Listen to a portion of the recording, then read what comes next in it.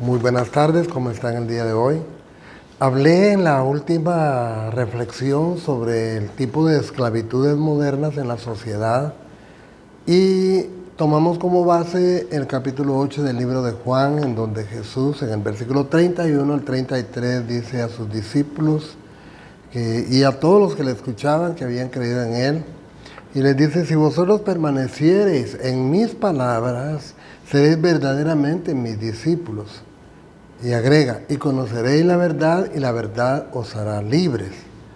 Pero ellos, como todo buenos judíos, le responden altaneramente, digamos: somos linaje de Abraham y jamás hemos sido esclavos de nadie. ¿Y cómo tú nos dices que seremos libres? Bueno, la verdad es que la esclavitud, la libertad se pierde de diferentes maneras, no como hablamos la esclavitud que existió anteriormente, pero ahora como que hay un tipo de esclavitud a donde nosotros mismos voluntariamente accedemos. En ese momento hablé, por ejemplo, de la dependencia de los celulares, que son los móviles, que tras de ellos hay toda una gran tecnología y avances científicos, y que son receptores de mucho que está detrás, y realmente hace mucha esclavitud en las personas. Usted lo sabe, lo tratamos en esa enseñanza. Hoy hablaremos de otro tipo de esclavitud, que es la esclavitud económica. Se le puede llamar también esclavitud del dinero, esclavitud del afán por la riqueza, o también esclavitud de las deudas, porque así se maneja mucho actualmente. Los bancos y muchas instituciones están fuertemente incitando a la persona humana que adquiera deudas. Bueno, el problema es que la mayoría de las deudas provienen de necesidades que el ser humano siente, que son necesidades prácticamente creadas, son artificiales, no deberían de existir. Son producto de una sociedad materialista, que está muy de moda, pues muy perteneciente especialmente a este siglo XXI, cada vez más. Y emplea medios que están al alcance de la mano para los grandes, que son los medios que usan la propaganda intensamente, medios como la televisión, la radio, qué sé yo, o las diferentes formas, incluyendo el móvil, tras de ellos las diferentes clases de formas de propaganda que existen en Internet. Pero es una propaganda intensa, una propaganda sumamente intensa, que lleva a la persona a sentir un afán, pero afán fuerte por adquirir cosas materiales, y el engaño por las riquezas, ¿verdad? Como que eso fuera fácil. Jesús lo habló e incluso lo comparó con lo infructuoso que hace el llegar la palabra a nuestros corazones, a nuestras mentes, cuando en el corazón de la persona hay un afán tremendo por el dinero. Tanto así que enseñó una parábola del sembrador, que voy a leer solamente lo referente a este tema, porque fueron diferentes clases de siembras en diferentes tipos de suelos, en el énfasis que él puso en este ejemplo. Pero en el caso que quiero hablarles, hablando de lo infructuoso de la palabra de Jesús, cuando compite con el anhelo por el dinero, en Mateo 13:22 dice, le leo: la palabra que fue sembrada entre espinos es comparativamente a la persona que oye la palabra de Dios, pero el afán de este siglo, dice, y el engaño por las riquezas ahogan la palabra en el corazón humano y la hacen infructuosa, no lleva fruto. Entonces, el afán por las cosas materiales que obviamente se adquieren con dinero, siempre genera esclavitud si no tenemos cuidado en tratar de controlar el asunto. Que dominemos nosotros, que no seamos dominados. Es que el dinero en sí representa poder y también satisfacción de necesidades humanas, creadas o no creadas. De tal manera que quien tiene dinero puede llegar a pensar desde lo más íntimo de su corazón que lo tiene todo y que no necesita de nada ni de nadie. Desde ese punto de vista, al dinero lo hace la persona, obviamente sin querer ni decirlo, lo hace un Dios agradable que según el sentimiento humano soluciona todos los problemas de la vida. Y en realidad no es así, pero así se siente, porque el dinero así se siente. Es un mal que penetra en todos los medios, en todos los ámbitos de la sociedad, desde los más ricos hasta los más pobres. Todos tenemos necesidades, aún el más multimillonario nunca se satisface con lo que tiene. Pero el problema tal vez un tanto difícil de explicar, pero no es difícil de explicar, pero el problema es de que aún en las iglesias en donde se predica la palabra de Dios, no hacen nada por instruir al cristiano en evitar el afán de las riquezas. No, más bien lo estimulan. Y casi le hacen ver a la gente que la bendición de Dios es tener mucho dinero. Y que si somos hijos de Dios podemos tenerlo. Y esto es un engaño porque no es cierto eso.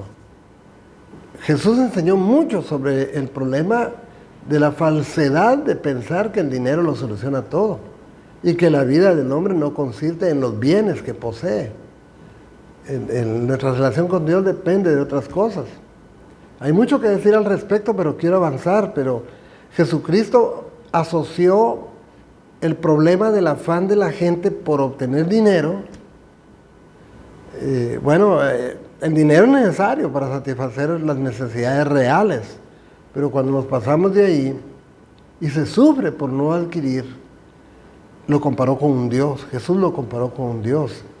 Y dijo el Señor en Mateo 6:24, ninguno puede servir a dos dioses, o sea, a dos señores.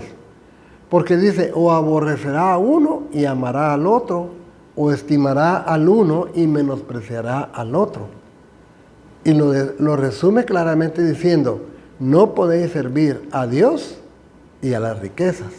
Entonces al dinero, a las riquezas, las puso prácticamente en el pedestal de un falso Dios. Y si la iglesia le estimulamos a la gente que adore a ese falso Dios, creerá que está adorando al Dios verdadero, pero no, su afán, su pensamiento está en las riquezas, en el dinero. Ese es el pecado que proféticamente se anuncia a la iglesia de este tiempo, que muchos lo comparan así, que es el último mensaje a la iglesia, que es la iglesia de la Odisea. Y les dice, esto está en el capítulo 3 de Apocalipsis, versículos 15 al 17. Sustraigo esta parte que dice el Señor a esta iglesia. Yo conozco tus obras, les dice, y que ni eres frío ni caliente, eres neutral. Ojalá, les dice, fueses frío o caliente. Pero mire qué palabra tan fuerte. Pero por cuanto eres tibio y no frío ni caliente, dice Jesucristo, te vomitaré de mi boca. Fuerte, ¿no? ¿Por qué? ¿A qué se refiere Jesús? Ahí lo dice, versículo 17. Porque tú dices, le dice a la iglesia, yo soy rico y me he enriquecido y de ninguna cosa tengo necesidad. Pero Jesús le aclara y le dice, no sabes tú que tú eres un desventurado, miserable, pobre, ciego y desnudo. Entonces, en realidad, oír mucho de prédicas que estimulen a la gente a los negocios, a las riquezas y que al bienestar económico, y que eso es de Dios, es un falso evangelio. Entonces, sigamos porque quiero ser breve. Entonces, el concepto que Dios está dando aquí, que el Señor está dando aquí, es para esa clasificación de un Dios falso al cual la gente, procuremos nosotros no, le adora y le sirve.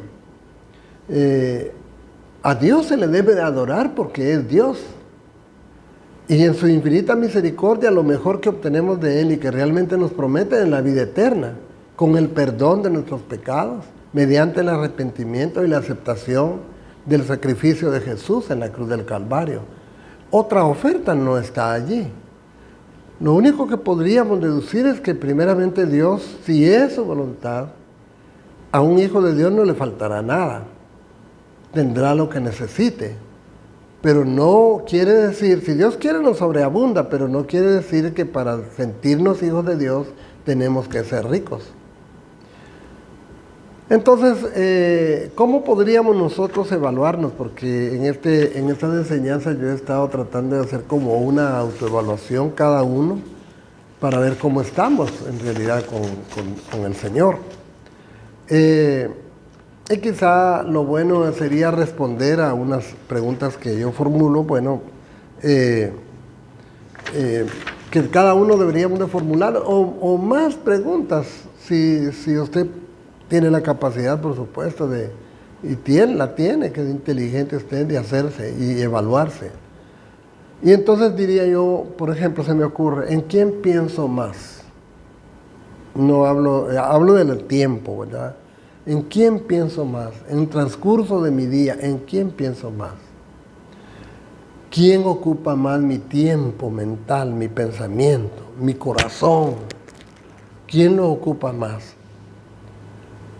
¿Dios o el afán por obtener bienes materiales?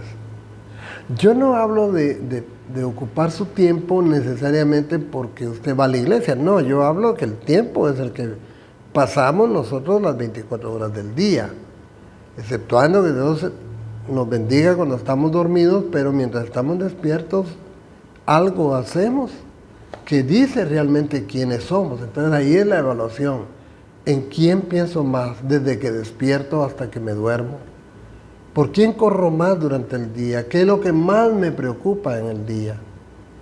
En la vida, uno en el transcurso del día trata de ofrecer, como lo he dicho siempre, un buen testimonio, pedir y dar gracias a quienes nos observan, ¿verdad? Gracias de Dios, y bendecirlos en lo que podamos nosotros, o si no, quedar con un saludo o una sonrisa, ¿verdad? Realmente un agradecimiento, qué sé yo, una amistad sincera. Entonces también podríamos pensar, cuando estamos orando, porque usted y yo, como cristianos, como hijos de Dios, tenemos que tener un tiempo de oración, si no, ni sigamos hablando. Entonces, cuando estamos orando, vea, esta prueba es interesante. ¿Qué es lo que expresamos en oración? En nuestra oración pedimos por las cosas materiales o damos gracias a Dios por lo que tenemos. En la oración estamos bien preocupados por nuestros problemas económicos, por las deudas, y entonces eso es lo que le pedimos al Señor, o bien nos sentimos libres de ese flagelo, de ese encadenamiento, de esa esclavitud, y tenemos gratitud para el Señor por nuestros alimentos, por el vestido, por el techo, por la salud. Entonces, si tu oración ocupa el tiempo en pedirle hasta llorando que Dios solucione tus deudas, bueno, eso quiere decir que te has endeudado. Y desde ahí ya tienes un problema. Si te has endeudado, entonces has caído en la trampa del consumismo que anda en la sociedad hoy, y siempre pues, pero hoy más, consumismo materialista, y que promueve el endeudamiento. Entonces, liberarte de esto es muy difícil, pero Dios puede hacerlo. Si tú te lo propones, Dios puede hacer un milagro en tu vida. Entonces, esa es no vale la pena estar esclavizado y preocupadísimo por deudas que no debiste haber contraído. Yo agrego a esto que es un grado de profundidad mayor. ¿Cómo compras tú? ¿Con dinero prestado? Pues entonces caíste en la trampa de esta esclavitud económica de la cual estamos hablando. Otra pregunta, ¿compras al crédito? Pues caíste en la trampa de la esclavitud moderna del endeudamiento. Otra pregunta, ¿qué compras? ¿Compras cosas vanas?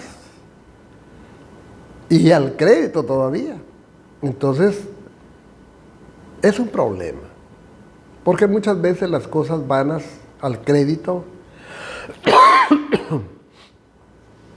antes de pagarlas, tal vez ya están en desuso, ya están arruinadas. O bien como sucede con las cosas, como los celulares, por ejemplo, que las compras al crédito, antes de terminar de pagarlas, ya está la otra versión moderna. Y ahora anhelas la nueva versión y estás pagando la anterior. Bueno, ejemplos como esos.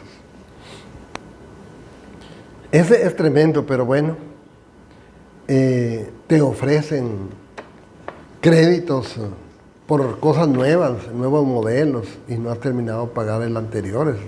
Ese es un gran problema. Entonces has caído en cosas fatales, deudas, que son deudas realmente inútiles. No valía la pena estar en ellas. Así que el afán por las riquezas es un problema realmente fuerte. Yo tengo aquí, para finalizar, un consejo, o sea, una cita bíblica muy interesante que habla en el libro de Proverbios y escúchalo porque por eso le llamo yo al tema esclavitud del dinero. Porque si te metiste en deudas ya no eres libre, eres esclavo de las personas o instituciones que te prestaron.